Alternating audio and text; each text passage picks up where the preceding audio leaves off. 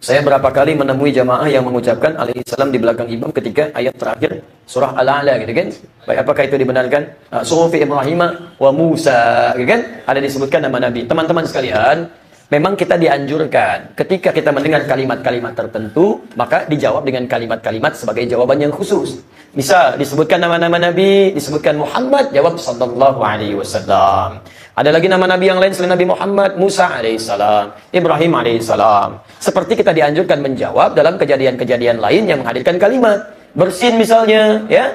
Baik, kita mengucapkan alhamdulillah, kan? Yang lain jawab yarhamukallah, gitu kan? Kapan itu dilakukan?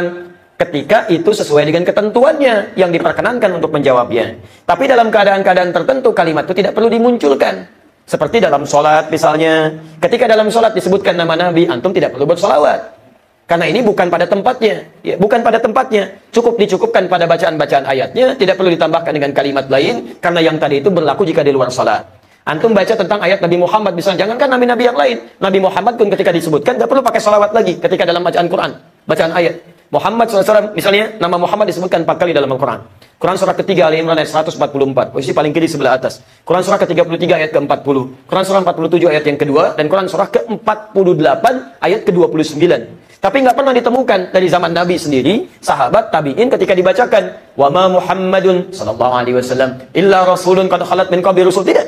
Langsung aja wa ma Muhammadun illa rasulun qad khalat min qablihi rusul. Selesai. Ya, jadi Nabi sendiri aja yang namanya Muhammad tidak pernah mengucapkan kalimat itu. Nabi, Rasul, dekat dengan Allah, namanya langsung Muhammad, surganya langsung. Begitu diucapkan tidak pernah menyebutkan kalimat tadi. Antum Nabi bukan, Rasul bukan, ya, belum tentu dekat dengan Allah. Mengucapkan kalimat itu, membacakan itu, antum kelebihan. Karena itu, ketika Anda mengucapkan kalimat Nabi yang lain pun disebutkan dalam Quran, Suhufi Ibrahim wa Musa, Ibrahim, Musa disebutkan, maka tidak perlu kemudian mengucapkan kalimat-kalimat yang lain termasuk alaihis salam, supaya tidak melafadzkan kalimat yang tidak dicontohkan dalam sholat, dan keluarlah kita kemudian dalam ketentuan sholat yang dibenarkan. Jelas di sini? Termasuk saat bersin. Ya, misal imamnya bersin, Bismillahirrahmanirrahim. Hasan. Alhamdulillahi Rabbil Alamin. Yarhamukallah. Dari belakang misalnya kan. Gak usah gitu kan. Jadi itu di luar salat. Di luar salat. Allah Ta'ala a'lam bis-shawab. Al-Bukhari. Hadis Sahih Al-Bukhari. Jika kita punya kebiasaan, kemudian kebiasaan itu tidak bisa dilakukan karena uzur, maka pahalanya tetap dituliskan.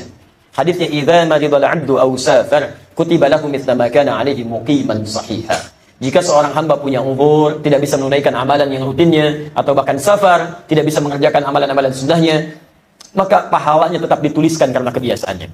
Antum sedang sholat, ada orang bersin, tidak Anda ucapannya alhamdulillah, karena Anda terbiasa mengucapkan kalimat itu, pahala dituliskan kepada Anda. Ya, disebutkan nama Nabi, Anda terbiasa bersalawat, tapi Anda dalam sholat tidak bisa Anda mengucapkannya, pahala diberikan kepada Anda, walaupun Anda tidak mengucapkannya. Paham? Baik.